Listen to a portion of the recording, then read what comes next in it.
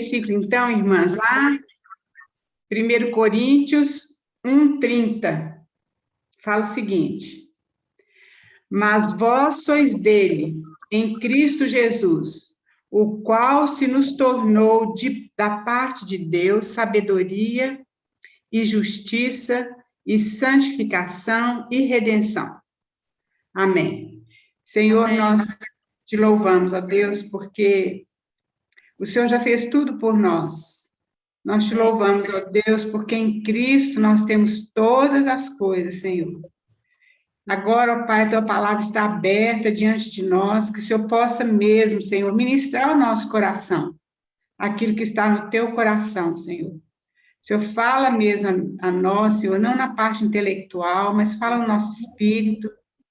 Ó Deus, que a tua palavra possa trazer vida, que a tua palavra possa trazer cura, que a tua palavra possa nos encher de esperança, Senhor, que é o Senhor Jesus Cristo, nesta manhã. Abençoe a vida das minhas irmãs, tire qualquer distração, ó Deus, tudo aquilo que vem do inimigo, e que seja apenas, ó Deus, teu Santo Espírito falando conosco, em nome de Jesus. Amém.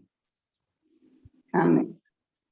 Então, queridos, nós vamos fazer o 1 Tessalonicenses hoje. Eu até passei uma tarefinha em cima da hora, né? Não sei quem conseguiu fazer, porque essa carta de Filipenses, não, nós estamos Filipenses na última sexta-feira, e para as irmãs que não estavam conosco, a gente pulou Efésios e estamos pulando Colossenses, porque a irmã Edmeia vai ministrar essas cartas. Inclusive, ela vai começar a ministrar na próxima sexta-feira, viu, irmãs? Então, vamos nos preparar, porque é um presente de Deus para nós. Vamos estar lendo a carta de Efésios, né? Ela vai gastar mais de uma reunião na carta de Efésios, eu sei que vai ser algo muito maravilhoso para nós, porque, inclusive, aqui na 90, nós vamos estudar também Efésios. Então, por isso que nós pulamos essas duas cartas. Então, nós vamos estar lá em Tessalonicenses. Essa carta de 1 Tessalonicenses, ela pode ser, como é que a gente fala? Ela pode ser nominada como fosse a carta da esperança. É uma carta muito linda. Todas são, né? E essa carta aqui, então, ela fala da nossa esperança, ela enche o nosso coração de esperança. Então, não sei se alguém conseguiu olhar os versículos, porque em todo são 5 capítulos, em todos os capítulos fala sobre a volta do Senhor, porque essa é a nossa esperança. Alguém conseguiu ver?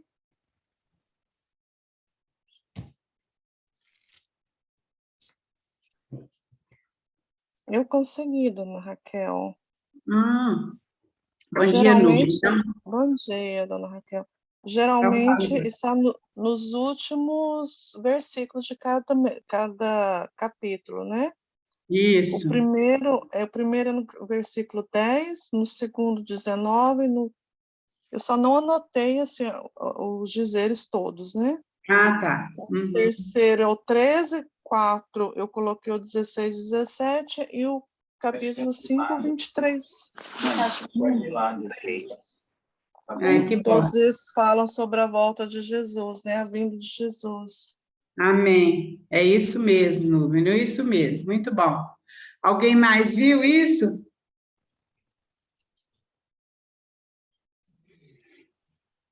Então, depois vocês leem, irmãs, lá é muito importante, é muito interessante como é que Paulo fala da vinda do Senhor Jesus, porque aquela igreja, ela passou por muito sofrimento, muita perseguição, e normalmente o que traz esperança, é claro, é que o Senhor Jesus Cristo vai voltar e que essas coisas vão terminar. Como a gente estava falando agora mesmo dessa pessoa, esse amigo da Joyce, trabalha com ele, colega dela, que descobriu um câncer, já está com metástase. Então, a nossa esperança é que realmente nós vamos ter um novo corpo, né, glorificado, sem doenças, sem morte, sem luto. Então, isso é a esperança que nos aguarda, e a gente precisa encher o nosso coração com essa esperança, né? Então, pode passar aí, Joyce, primeiro slide. O autor dessa carta é Paulo, como ele fala no início, né? A data é entre 50 e 51, alguns estudiosos falam até 53 depois de Cristo, provavelmente foi uma das primeiras cartas que foi escrita por Paulo. Alguns estudiosos também dividem as cartas de Paulo na época da vida dele, que é a época da primavera, quando era mais novo, depois a época do outono e depois a época do inverno. Então, a época do inverno são as últimas cartas, que é Timóteo, né? E as outras cartas mais do final. Mas Tessalonicenses está localizado nessas primeiras cartas. Provavelmente foi a primeira carta que Paulo escreveu. Tessalônica era uma cidade ali pertinho de Filipos, na Macedônia, já era na Europa, né? Foi a segunda cidade na Macedônia onde Paulo pregou o evangelho. Porque vocês lembram que nós falamos na última aula de Filipos, lá da carta aos Filipenses, que Paulo, então, ele foi perseguido ali, foi lançado na prisão, foi açoitado, e ele teve que sair daquela cidade. Logo depois que ele saiu daquela cidade, ele foi para Tessalônica e foi pregar o evangelho lá. E essa cidade recebeu esse nome em homenagem a uma irmã de Alexandre o Grande, que chamava Salônica. Filipenses, ou a cidade de Filipos, recebeu esse nome por causa do pai de Alexandre o Grande, né? Porque Alexandre dominou, queridos. Alexandre, ele foi aquele que reinou no Império Grego, ele dominou praticamente o mundo inteiro. Nós falamos isso na última aula, que quando ele faleceu, antes dele falecer, ele pediu que ele fosse enterrado com as duas mãos de fora do caixão, para mostrar para aquelas pessoas que, da mesma maneira que ele veio sem nada, ele ia voltar sem nada. E teve uma situação na vida dele também, que ele estava chorando dentro da tenda dele, e um dos generais perguntou para ele, por que ele chorava? Ele falou assim, porque não tem mais nada para eu conquistar. Então, é muito interessante, tem depois eu vou ver se eu consigo isso para as irmãs, tem uma comparação da vida de Alexandre com a vida de Cristo, porque Alexandre, em 3 anos, ele conquistou o mundo inteiro, mas conquistou com a sua espada. E Cristo, com 3 anos, ele conquistou o mundo, mas conquistou com amor, conquistou com a cruz, né? Então, tem uma comparação muito linda das duas pessoas, né? Havia uma sinagoga ali, em Tessalônica, porque ali haviam muitos judeus. E nessa sinagoga haviam gregos também, né? E Paulo, então, pregou 3 sábados nessa sinagoga e muitos creram nele, se converteram. E os judeus, isso aí está lá em Atos 17, fala assim, olha, tendo passado por Antípolis e Apolônia, chegaram a Tessalônica, onde havia uma sinagoga de judeus. Paulo, segundo o seu costume, foi procurá-los, porque Paulo sempre nas cidades que chegava, ele pregava primeiro aos judeus. E por 3 sábados arrazoou com eles acerca das Escrituras, expondo e demonstrando ter sido necessário que o Cristo padecesse e ressurgisse dentre os mortos. E esse dizia que é o Cristo, Jesus, que eu vos anuncio. Alguns deles foram persuadidos e unidos a Paulo e Silas, bem como numerosa multidão de gregos piedosos e muitas distintas mulheres. Os judeus, porém, movidos de inveja, trazendo consigo alguns homens maus, dentre os malandragem, ajuntando a turba, alvoroçaram a cidade. Aí, então, eles fazem uma perseguição, eles vão até a casa de Jason, que era do lado da sinagoga, onde Paulo estava hospedado, mas Paulo não estava lá, e eles, então, arrastam Jason, né? E Jason paga uma quantia lá para ele ficar isento, né, da prisão, e os irmãos, então, eles conduzem Paulo de uma maneira secreta à noite, né, e Paulo, então, vai para Beré, e de Beré ele vai para Atenas, onde ele fica em Atenas, então, aguardando Timóteo vir e Silas, né, encontrar com eles ali, vocês lembram bem disso. Então, essa igreja sofreu muita perseguição. Pode passar, Joyce, por favor. E como eu falei, quando a igreja sofre perseguição, Paulo, então, vai falar sobre a esperança deles. E é muito interessante, porque Paulo ficou pouco tempo, mas esses irmãos, depois Paulo enviou Timóteo para lá, depois de certo tempo, para saber como que estavam, porque ele ficou preocupado com aquela igreja, por causa da perseguição, e naquela época, né, irmãs, não tinha WhatsApp, não tinha telefone, não tinha nada. Então, ele teve que mandar, ele mandou uma pessoa lá, porque estava aflito, querendo saber notícias daqueles irmãos. Mas vejam só os fundamentos dessa igreja, que coisa linda. Lá no primeiro capítulo, alguém podia ler para nós, 1 Tessalonicenses 1, 2, até, deixa eu ver, lê os primeiros versículos aí, por favor. Até o 6. Eu vou ler. Sempre damos graças a Deus por vocês, por todos vocês, e os mencionamos constantemente em nossas orações. Quando oramos por vocês diante do nosso Deus e Pai, relembramos seu trabalho fiel, seus atos em amor e sua firme esperança em nosso Senhor Jesus Cristo. Sabemos, irmãos, que Deus os ama e os escolheu, pois quando lhes apresentamos as boas novas, não o fizemos apenas com palavra, mas também com poder. É lindo, né? Visto que o Espírito Santo lhes deu plena certeza de que era verdade o que lhes dizíamos. E vocês sabem como nos comportamos entre vocês e em seu favor. Assim, apesar do sofrimento que isso lhes trouxe, vocês receberam a mensagem com alegria, que vem do Espírito Santo, e tornaram imitadores do nosso Senhor. Até o 6? Pode ir até o 8, por favor, Márcia. Com isso, tornaram-se exemplos, né? Modelo, exemplo para todos os irmãos na Grécia, tanto na Macedônia como na Caia. E agora, partindo de vocês, a palavra do Senhor tem se espalhado por toda parte, até mesmo além da Macedônia e da Caia, pois sua fé em Deus se tornou conhecida em todo lugar. Olha bem, isso era o fundamento dessa igreja. Paulo ficou pouco tempo com esses irmãos, mas veja só, a operosidade da fé, como que eles tinham obras, né, através da fé, como que a fé deles estava firme no Senhor. Aí, as obras de amor que eles tinham, e a firmeza na esperança. Que coisa linda, né, queridos? Que a fé, a esperança e o amor. Isso aí era o fundamento da igreja, como o coração deles foi conquistado mesmo pelo Evangelho de Jesus. E eles tornaram imitadores de Paulo e do Senhor. Eles realmente receberam aquilo com o coração aberto. O Espírito Santo realmente encontrou lugar no coração daqueles irmãos. Eles se tornaram modelo para os cristãos da Macedônia e da Cássia, né, na Grécia. E Paulo, então, fala que ele não precisava acrescentar mais nada. Que coisa maravilhosa dessa igreja, queridos, uma igreja tão nova e com com tanto fundamento, com tanta substância, vamos dizer assim, né? Que coisa linda. E aí, então, Paulo fala, logo aí depois, ele fala, então, que não precisava acrescentar nada, não temos necessidade de acrescentar coisa alguma.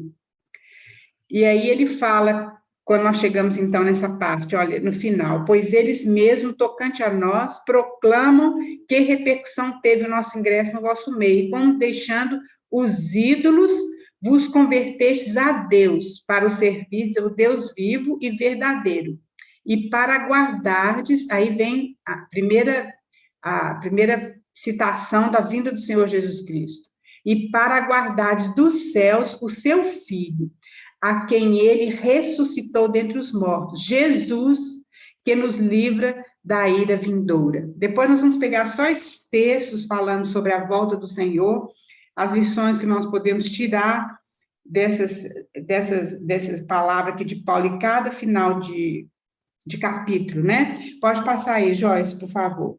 E Paulo, então, começa a dar os conselhos para eles, alguns conselhos que são para nós também. Ele fala várias vezes de aumentar o amor. Alguém lê aí 1 Tessalonicenses 3, 12, por favor. Vocês já vão achar, está tudo em Tessalonicenses, versículos, para a gente poder ler. 1 Tessalonicenses 3, 12.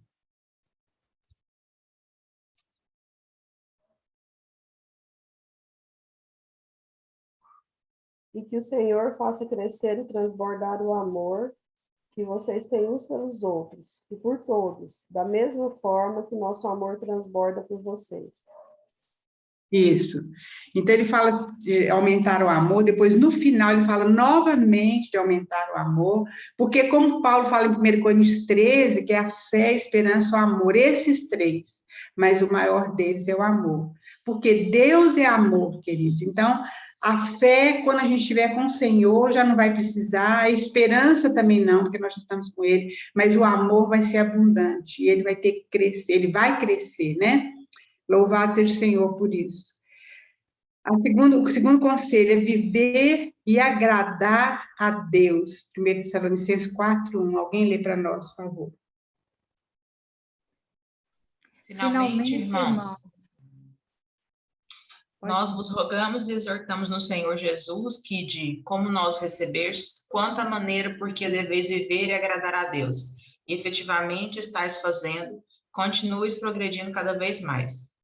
Amém. É viver agradando a Deus, que Paulo vai focar muito nessa volta do Senhor Jesus Cristo, né? Mas é a maneira que a gente deve viver mesmo. Fala sobre a santificação, 1 Tessalonicenses 4:3. Pois a vontade de Deus é a santificação de vocês, que se abstenham da imoralidade sexual. Isso. Então, ele fala sobre a santificação. Aquele primeiro versículo que eu li, que é 1 Coríntios 1:30, esse aí deve ficar assim, com pano de fundo, porque ali fala que Cristo é a nossa santificação. Então, Paulo está aconselhando aqui é que realmente o que Deus quer é a nossa santificação, porque Ele é santo. Então, isso aí, no final, é que Cristo habite no nosso coração plenamente, cada dia mais. Aquilo que João Batista falou, que Ele cresça e que eu diminua. Isso é a santificação, é a separação, a nossa separação para Deus. E outra coisa que ele fala para os irmãos, trabalhar com as mãos próprias. Por quê? Alguém abre lá em 1 Tessalonicenses 4:11. Porque eles tinham aquela esperança que Jesus voltaria naquela época deles. Então, muitos deixaram de trabalhar. Porque não preciso trabalhar, porque Jesus está voltando, então não preciso trabalhar. E, infelizmente, hoje acontece muito isso também, irmãos. Muitas pessoas pensam, não preciso fazer porque Jesus está voltando mesmo, então eu não preciso trabalhar. Eu preciso só pensar nas coisas de Deus e não preciso fazer nada. Mas Paulo fala com eles. Veja o que Paulo fala aí. 4:11.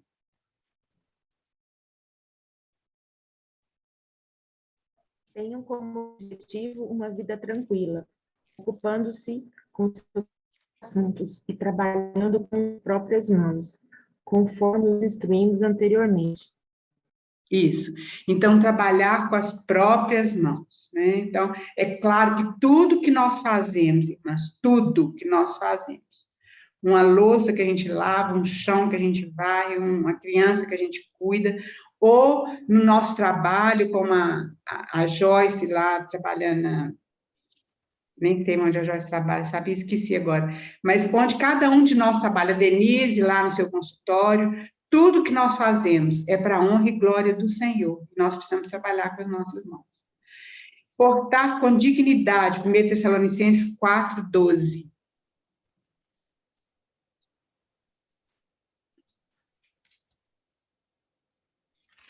Assim, eu estou lendo na versão NVT, tá, gente? Ela está bem atualizada, contemporânea. Assim, os que são de fora respeitarão seu modo de viver, e vocês não terão de depender de outros. Isso.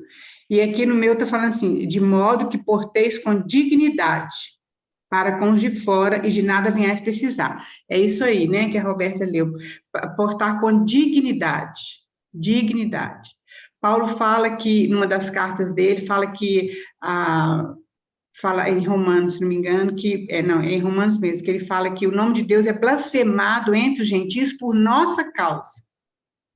Então, nós precisamos prestar muita atenção nisso, porque nós somos as cartas, né? Porque eles estão lendo em nós aquilo que Deus é, o propósito de Deus. Então, a gente precisa se portar com dignidade. Consolar uns aos outros, 1 Tessalonicenses 5:11.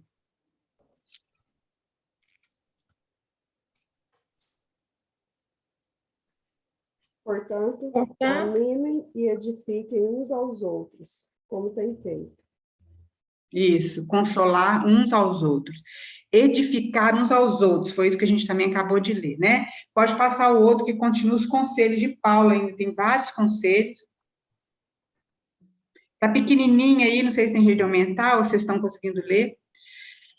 Então, em 1 Tessalonicenses, de 5, de 14 até 22, alguém podia ler esse trecho para nós, porque são são esses conselhos que Paulo está dando aí.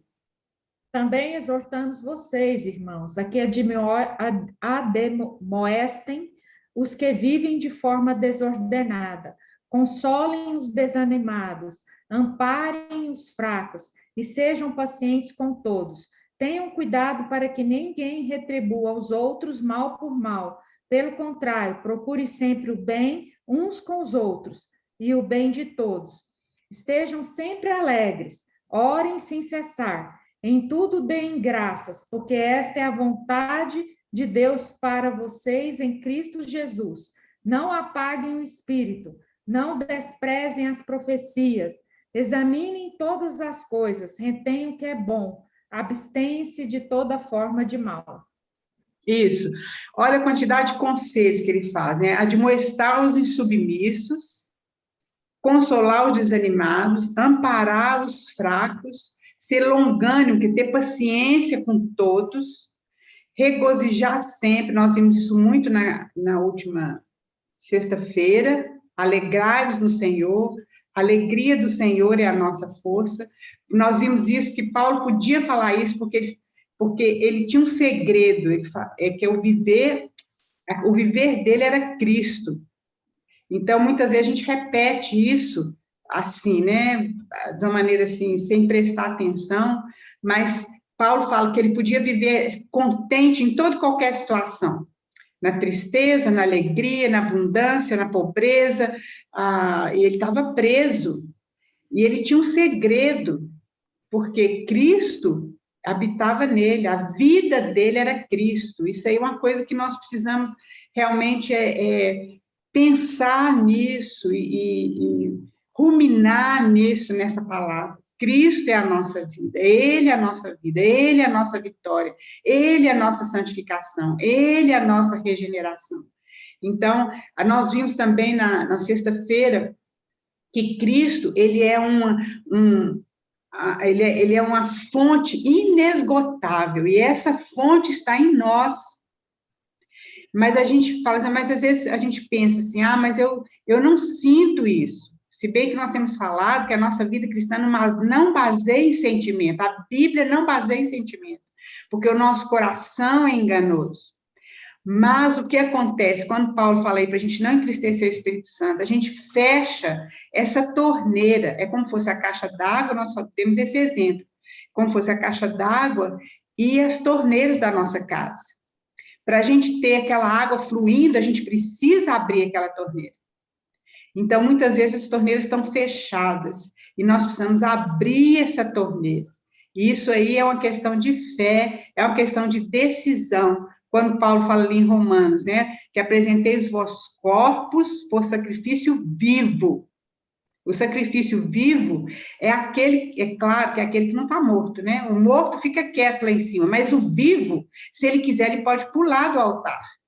Mas a nossa vontade é ficar ali no altar. Nós somos sacrifício vivo, é a nossa vontade mesmo, né? E aí, então, para que a nossa mente seja renovada, como é importante a questão da nossa mente, nós vimos isso na última sexta-feira, como nós precisamos encher a nossa mente da palavra de Deus. Então, lá em Filipenses fala que tudo que é verdadeiro, tudo que é louvável, e a Joyce até fez um resumo ali para nós tão maravilhoso, né? Que no final é Cristo. Cristo deve encher a nossa mente, porque o inimigo, ele não lê a nossa mente, mas ele, pelas nossas palavras, nossas atitudes, ele joga dardos, e coloca pensamentos que não convêm, que são mentiras.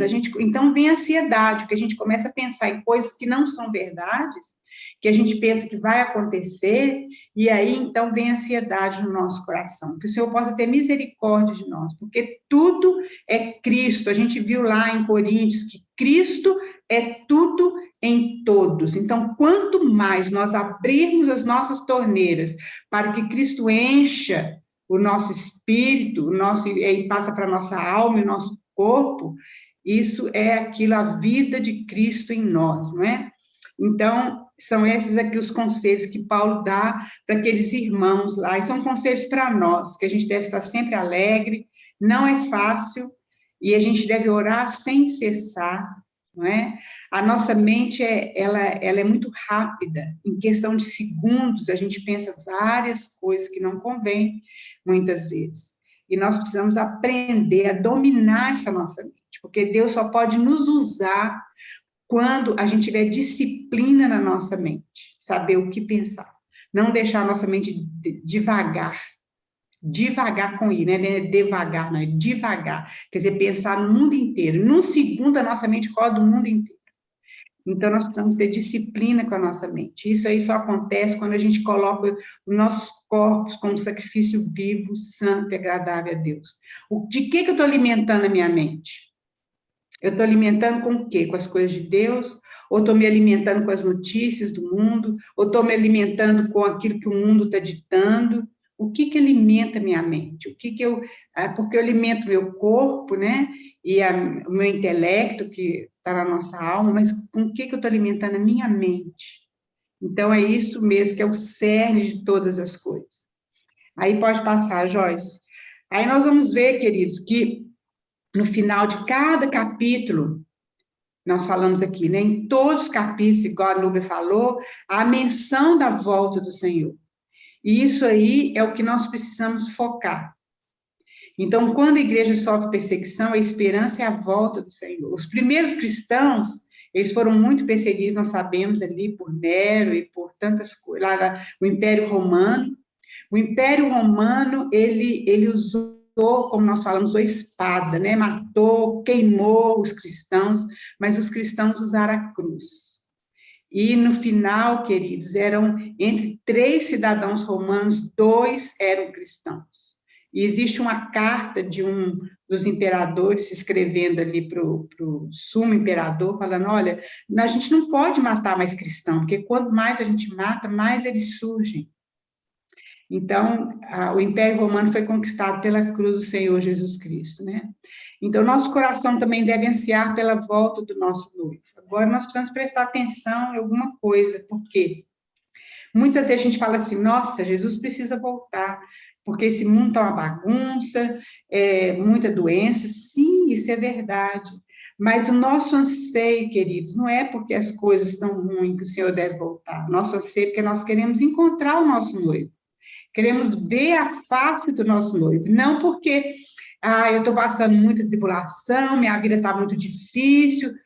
Sim, isso é verdade, mas o nosso anseio deve ser para encontrar com o nosso noivo. É a noiva desejando a presença do noivo.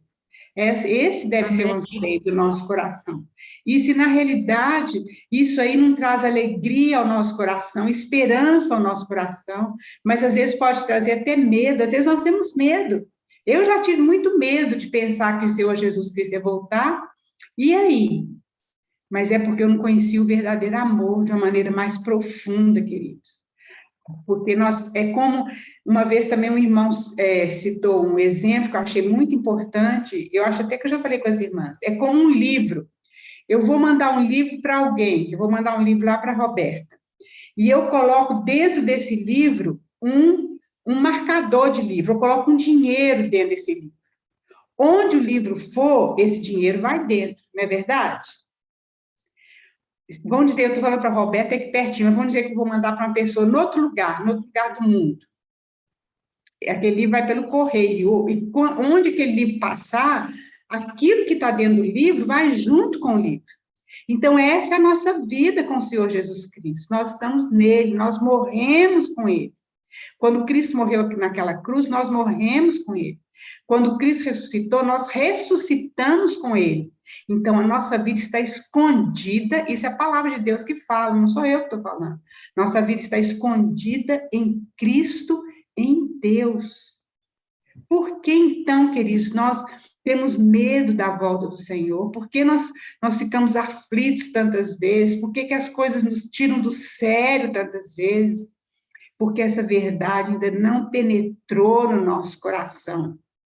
E o inimigo não quer que essa verdade penetre no nosso coração, porque isso é um poder muito grande. É a vida ressurreta de Cristo, aquele poder que ressuscitou Cristo dentre os mortos. É esse poder que habita em mim e em você, e habita em nós como igreja. E o inimigo quer manter a gente debaixo de uma pressão, debaixo de uma mentira. Então, queridos, por isso que a nossa mente é importante, e nós precisamos encher a nossa mente com aquilo que a palavra de Deus afirma. Não é aquilo que eu sinto, nem aquilo que eu falo, nem aquilo que eu acho, mas é aquilo que a palavra de Deus afirma, porque Deus vela sobre a palavra dele. Deus vela sobre a palavra dele, e ele vai cumprir cada palavra, cada coisa. Nós sabemos que praticamente todas as profecias foram cumpridas literalmente. Então, o Senhor não mente, e ele não atrasa, e ele vai cumprir cada coisa que ele falou. Aleluia, porque a nossa vida está escondida em Cristo, em Deus. Então, lá em 1 Tessalonicenses 1:10, que fala que Jesus, eles aguardavam. Alguém lê para nós, 1 Tessalonicenses 1:10, por favor.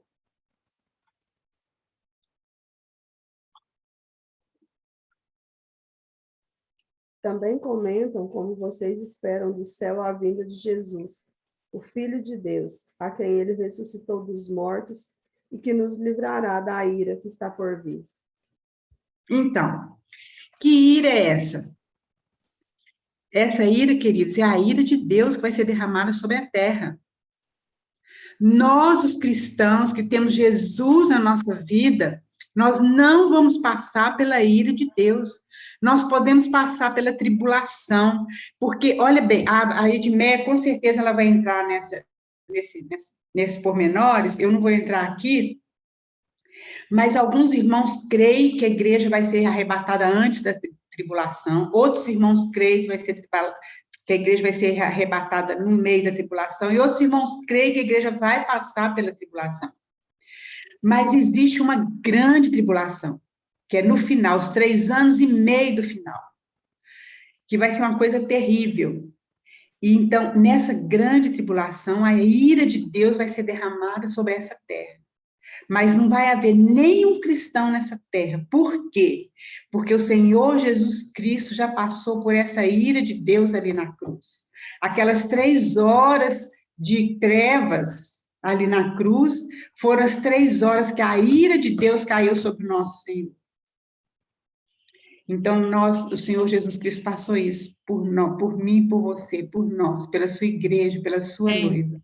Então, no final, essa grande tribulação, esse final, que vai ser uma coisa terrível, que fala que o mundo ainda não viu uma tribulação dessa, eu fico pensando, meu Deus, nós já vimos tantas coisas terríveis, já vimos aquele holocausto dos judeus, não, e a gente vê hoje tantas coisas horríveis, mesmo a questão da natureza, os tsunamis, e vulcões, e terremotos, mas ali fala que o mundo ainda não viu aquilo que vai acontecer na grande ira do Senhor.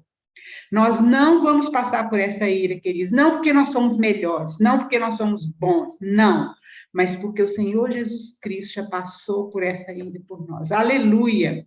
Então, essa é a nossa esperança. Nós não estamos aguardando o caos da natureza, o caos do universo. Nós estamos aguardando a volta do nosso noivo, o encontro com o nosso noivo.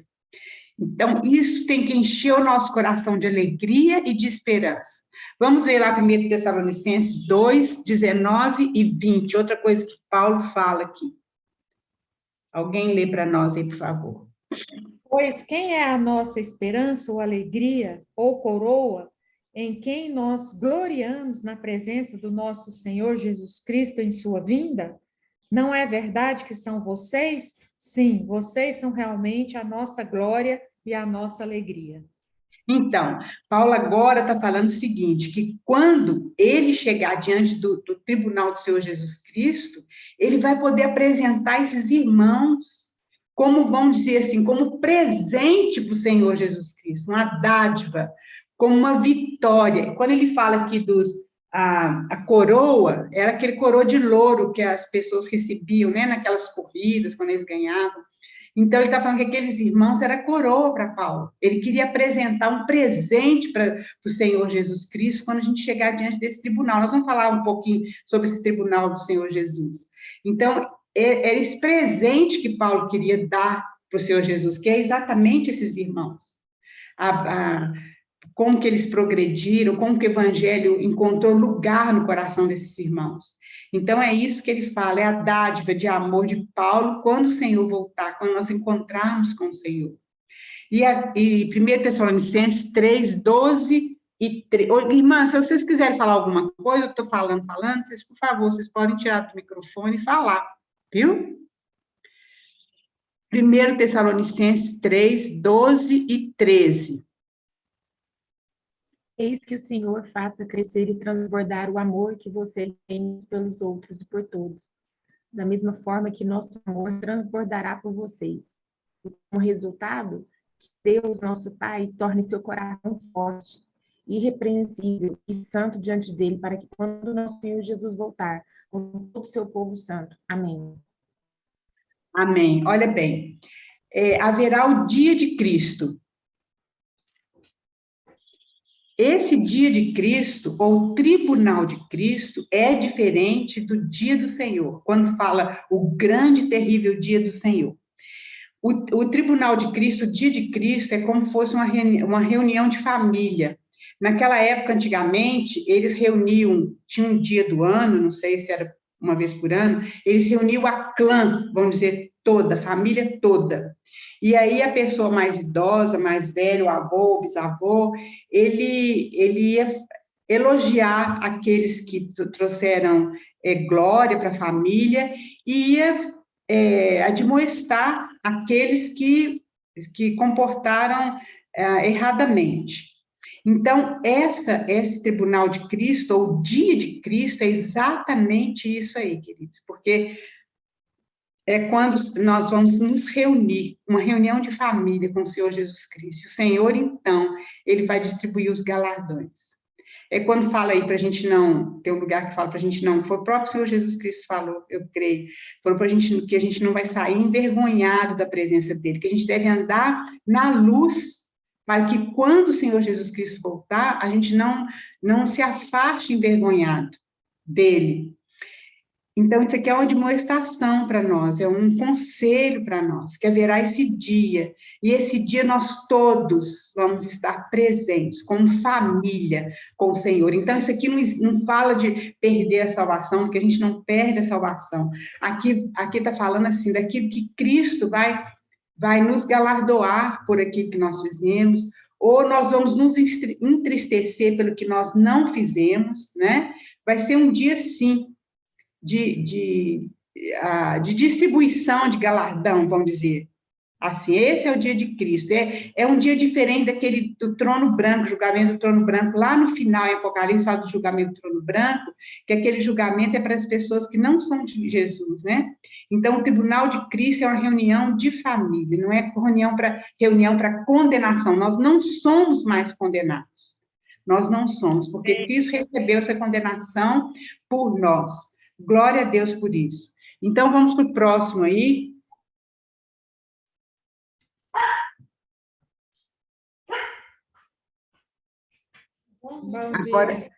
Agora é 4. Próximo slide, dona Raquel. É o próximo, por favor, Joyce. 4, 1 Tessalonicenses 4, 13 a 18. Agora, Paulo, então, ele vai trazer uma esperança para aqueles irmãos, deles saberem que aqueles que morreram em Cristo, eles vão ressuscitar. Eles vão ressuscitar primeiro. Isso aí, Paulo está falando sobre o arrebatamento, né? Alguém lê para nós 1 Tessalonicenses 4, de 13 a 18. Enquanto vocês acham aí, essa volta de Cristo, no grego, é chamada parousia. Para é vir, e ousia é estar. Então, essa volta é como fosse assim, um tempo, não é uma coisa que acontece assim de imediato, mas é uma coisa que vai acontecendo, a presença de Cristo chegando. Então, você vai ver que Paulo, aqui nesse texto, ele fala que nós vamos encontrar com Cristo nos ares.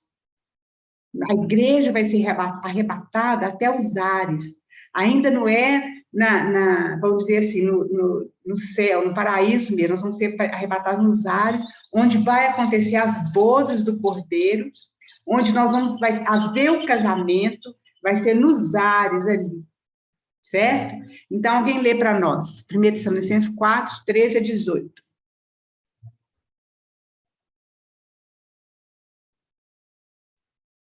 Agora, irmãos, não queremos que ignorem o que acontecerá aos que já morreram, para que não se entristeçam como aqueles que não têm esperança. Porque cremos que Jesus morreu e foi ressuscitado. Também cremos que Deus trará de volta à vida, com Jesus, todos os que morreram. Dizemos a vocês, pela palavra do Senhor, nós, os que ainda estivermos vivos quando o Senhor voltar, não iremos ao encontro dele antes daqueles que já morreram. Pois o Senhor mesmo descerá do céu com um brado de comando, com a voz do arcanjo e com o toque da trombeta de Deus. Primeiro, os mortos em Cristo ressuscitarão. Depois, com ele, nós, os que ainda estivermos vivos, seremos arrebatados nas nuvens ao encontro do Senhor nos ares. Então, estaremos com o Senhor para sempre. Portanto, animem uns aos outros com essas palavras. Amém. Veja bem, quando o Senhor Jesus Cristo, lá em Atos, foi assunto aos céus, lembra que os discípulos ficaram olhando e depois fala que uma nuvem encobriu. Então, os discípulos viram o Senhor Jesus Cristo subindo até aquela nuvem e da nuvem até o trono, onde o Senhor Jesus Cristo foi glorificado, ninguém viu, a não ser Daniel, né? Ninguém viu. Mas veja bem, aqueles varões falam assim, por que vocês estão olhando? Da mesma forma que o Senhor Jesus foi, ele vai voltar. Então, veja bem, a volta do Senhor, ela vem pelo menos em duas partes, pelo menos. Vai ser do trono até as nuvens. Viu que Paulo está falando que ele vai trazer aqueles que dormem com ele, com o corpo glorificado, depois nós, os vivos, vamos encontrar com ele nas nuvens. Então, veja, queridos, vai ser o arrebatamento. O mundo não vai ver essa parte da vinda do Senhor. Tem uma diferença, porque lá fala que a vinda do Senhor vai ser como um relâmpago, né? Vai todo mundo ver, mas isso vai ser quando o Senhor Jesus Cristo descer com a igreja das nuvens e até aqui na terra, colocar os pés dele no Monte das Oliveiras. Vai ser a segunda parte da volta dele. Vocês estão entendendo? Vão ser de duas vezes. Nós não precisamos entrar em muito detalhe, porque eu acredito que a Edmeia vai entrar nisso aí com bastante detalhe. Mas isso aí é só para a gente ter, assim, uma noção. Vai ser de duas formas. O Senhor Jesus Cristo vem do trono até as nuvens, onde nós vamos ser arrebatados e vamos encontrar com ele. O mundo não vai ver, o mundo vai ver que tem pessoas que sumiram, que desapareceram, mas eles não vão ver. E aí, então, o Senhor Jesus Cristo vem em glória, ele e a igreja, ele e a sua noiva, para reinar. Então, ele vai descer e pisar os seus pés no Monte das Oliveiras. Aí vão acontecer várias coisas. Mas vai ser dessas duas formas, irmãos, entenderam? É porque muitas vezes fala que Jesus vem como um ladrão à noite. Paulo, inclusive, fala isso aqui nessa carta. Porque a gente não pode ser pego assim como ladrão, né? O ladrão vem, a gente soubesse a hora que o ladrão viria, a gente não deixava ele entrar na nossa casa. E o ladrão, quando ele vem, o irmão Christian falava isso, o ladrão, quando ele não vem roubar o lixo da nossa casa. Ele vem roubar o quê? O tesouro, não é verdade? Então, o Senhor Jesus Cristo vem como um ladrão. numa hora que ninguém espera. Por isso que nós precisamos estar preparados. Eu queria que a gente abrisse, queridos, eu não sei se eu coloquei isso mais para frente, mas eu acho que não, que esse é o último slide. Lá em Lucas, alguém abre lá em Lucas 21, isso aqui é o próprio Senhor Jesus Cristo falando. É um texto muito importante. Lucas 21, 34 a 36. E outra irmã abre em Apocalipse 3, 10, por favor. Lucas 21. Tenham cuidado, não deixem seu coração se entorpecer com as farras e bebedeiras e nem com as preocupações dessa vida. Não deixem que esse dia os pegue desprevenidos, como uma armadilha, pois esse dia virá sobre todos que vivem na terra. Estejam sempre atentos e orem para serem considerados dignos de escapar dos horrores que sucederão e de estar em pé na presença do Filho do Homem. Amém. Veja bem, queridos, a primeira parte fala cautelares, negócio de bebedeira, a gente pensa, mas isso aí eu posso ficar tranquilo, né, porque eu não faço isso. Mas veja bem, fala assim, olha, e que o seu vosso coração fique sobrecarregado com as preocupações desse mundo, para que esse dia não pegue a gente de surpresa. Isso aqui é o Senhor Jesus Cristo que está dando esse conselho. Vigiai. Nós precisamos vigiar o tempo todo. Por quê? Porque ele vai vir numa hora que a gente não está esperando. Então, nós precisamos estar prontos, queridos. Isso é muito importante. Muito importante, que o Senhor possa ter misericórdia de nós, porque esse mundo envolve a gente de uma maneira tão sutil e envolve a gente de uma forma tão forte que a gente não vê que a gente está emaranhado nessas coisas. E o Senhor Jesus Cristo está falando, vigiai. Alguém abre lá em Apocalipse, que é o próprio Senhor Jesus Cristo falando com a igreja lá em Apocalipse. Apocalipse 3, 10.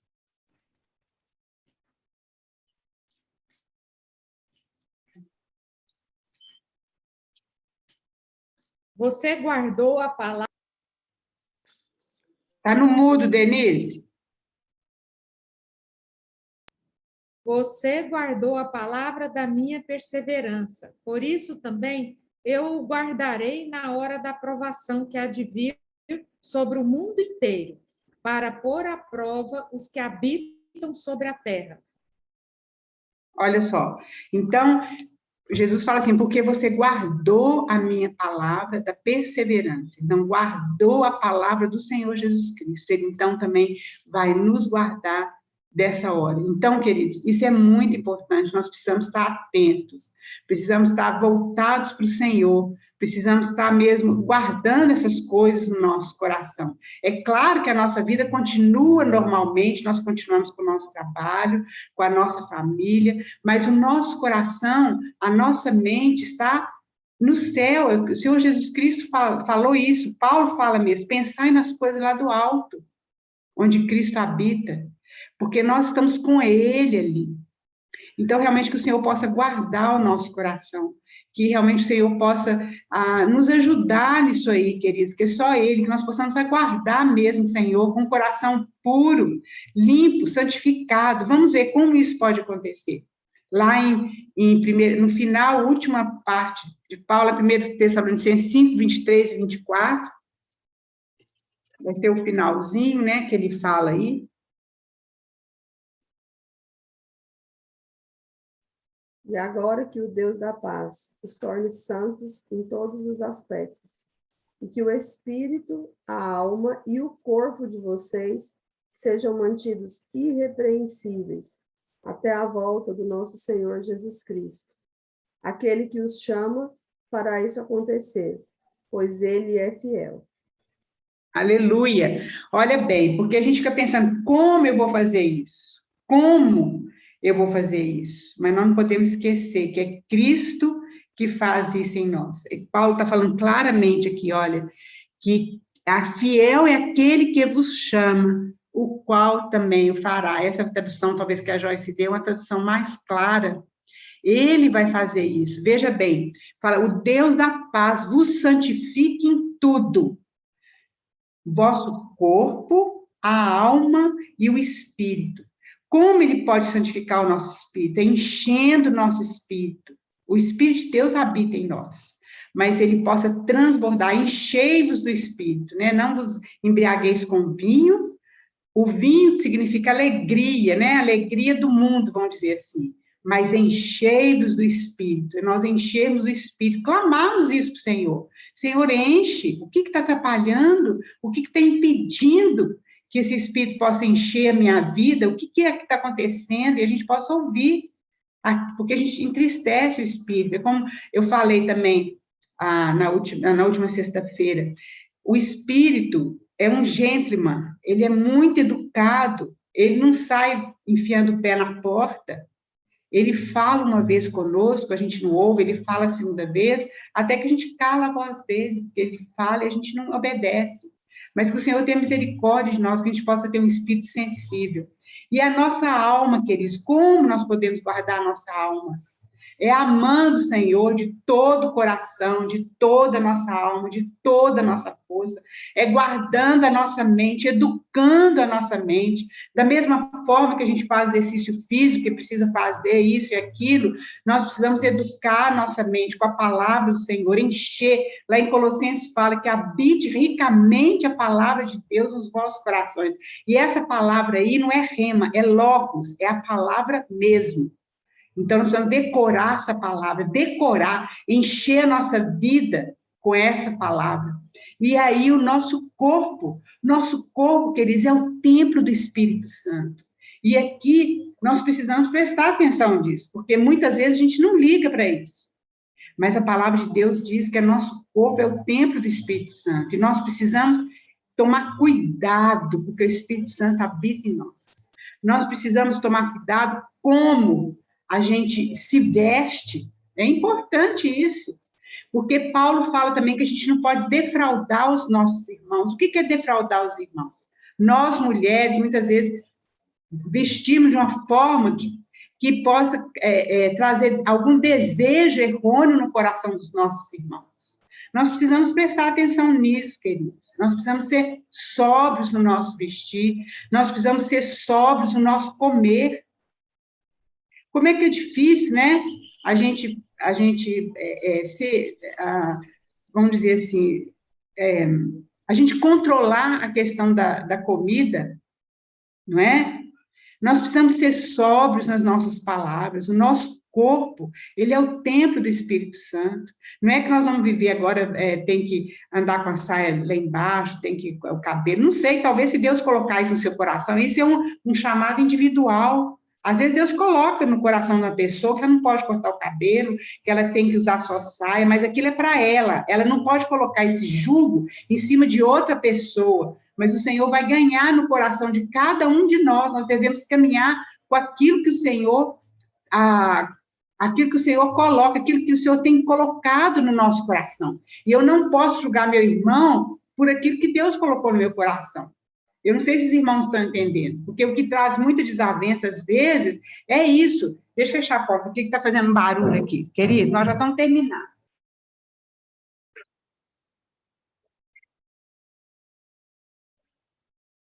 Muitas vezes, Deus coloca no meu coração alguma coisa, vamos dar um exemplo, assim.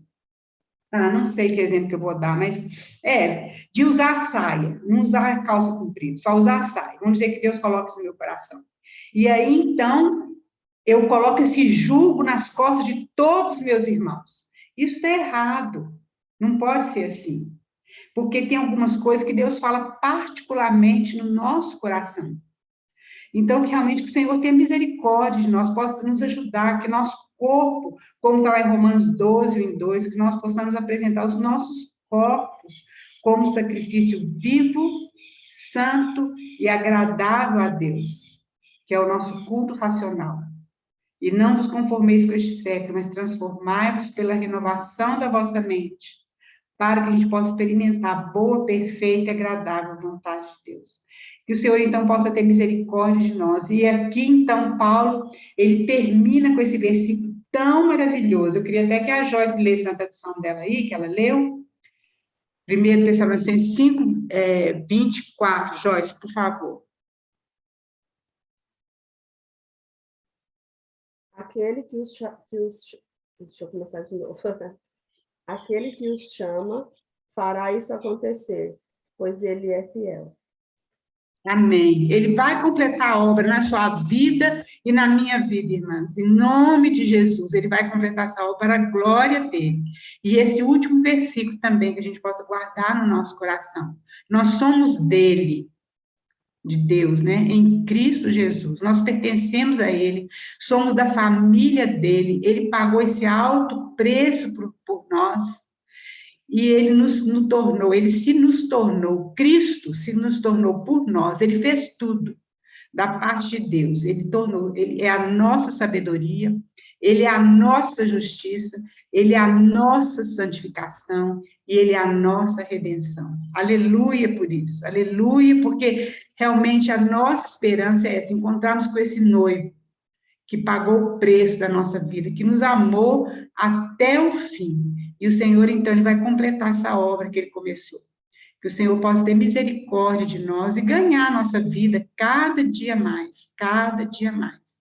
Que nós possamos amá-lo e caminhar nesse caminho que é sobremodo excelente, né? Eu queria que alguém orasse para nós, eu não sei se alguém quer falar alguma coisa, irmãs, desculpe, eu nunca dou oportunidade para as irmãs estarem falando, alguém quer completar? Ou... Ô, Raquel, eu queria que você tirasse uma dúvida minha, porque ontem eu estava lendo e aí eu vi no YouTube um teórico falando que aquela parte de 2, 14 e 16, não foi Paulo que escreveu, mas foi enxertado depois. Você já ouviu? Por causa que ele fala que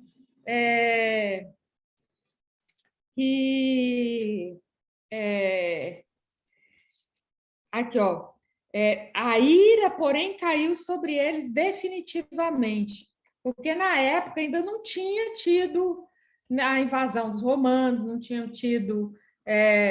então, ele fala, a ira, porém, caiu sobre eles, né? Onde que está isso, Denise? É 1 Tessalonicenses? 1 Tessalonicenses 14, acho que é de 15, né? Aqui, ó, não somente mataram o Senhor Jesus Cristo e os profetas, como também nos perseguiram. Não agradam a Deus e são adversários de todos, a ponto de nos impedirem de falar aos gentios para que sejam salvos, a fim de encherem sempre a medida dos seus pecados. A ira, porém, caiu sobre eles, definitivamente.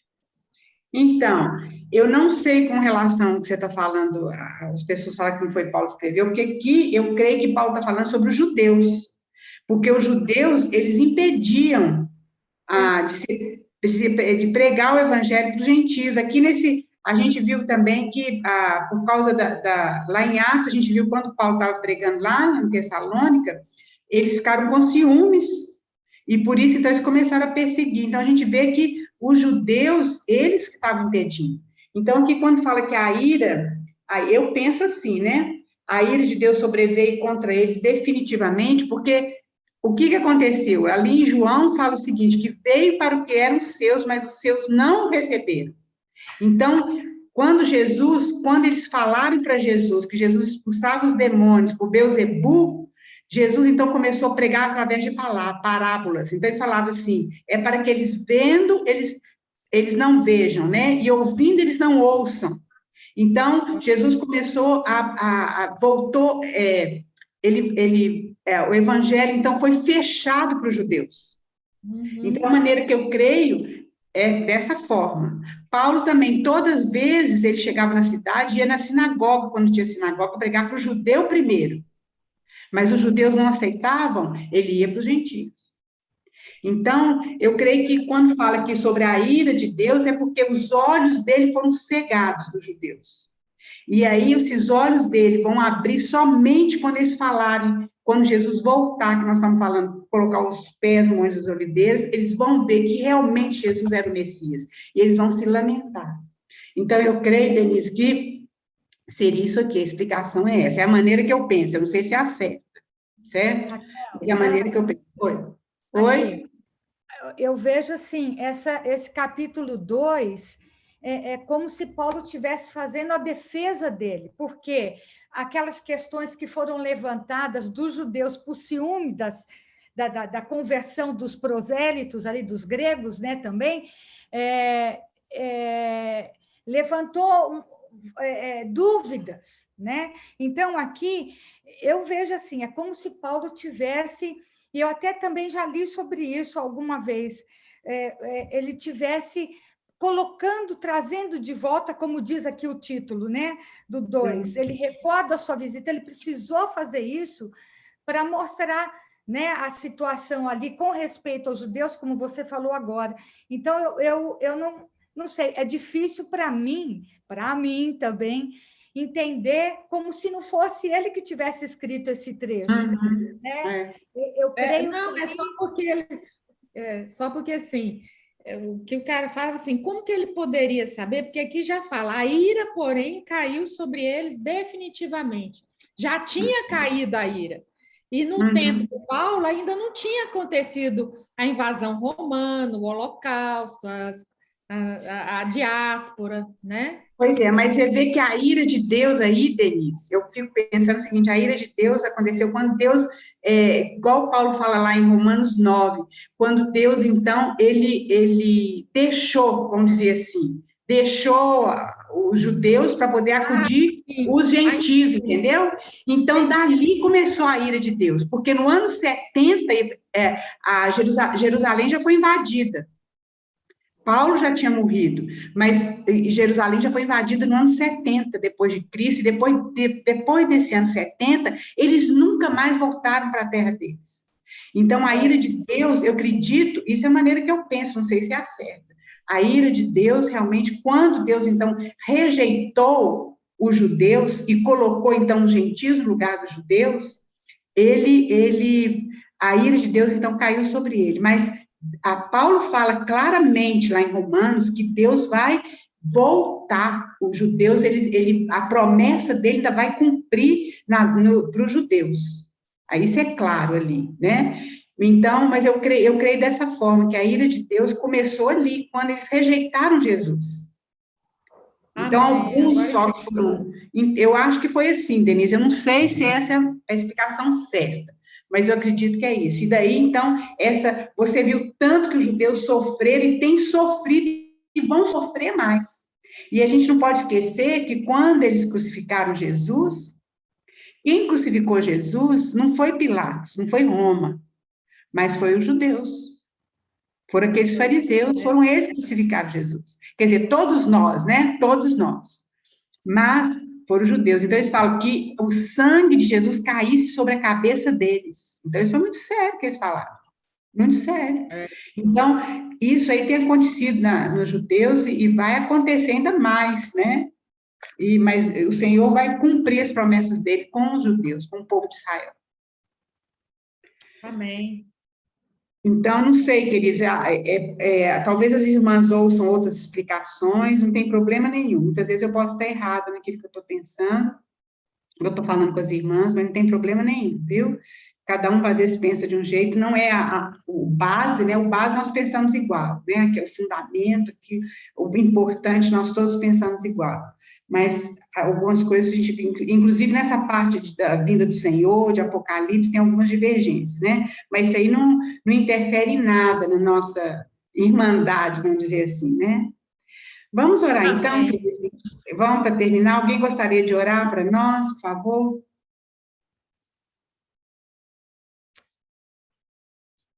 Pai querido, obrigado, Senhor, por esse momento, por essa palavra, por todas as explicações, porque sabemos, Pai, que o Senhor é um Deus fiel, um Deus que vai cumprir sua palavra.